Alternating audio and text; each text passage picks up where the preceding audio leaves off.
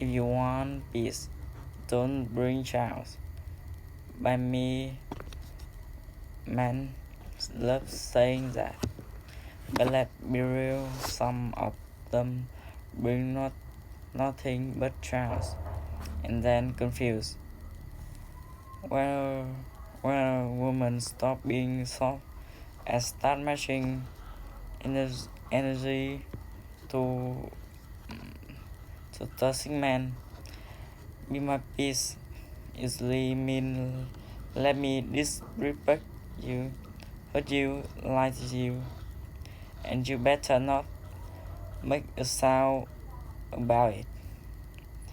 It means take what I give you, even if it if it break you, and smile like you're lucky to be here.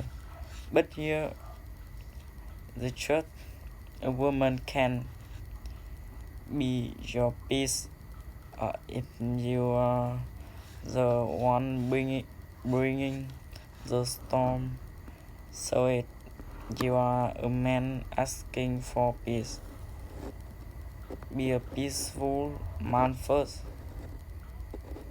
And to the woman watching this, find someone to already that has peace so you don't have to destroy yourself trying to create it for him because you are not his corrupted.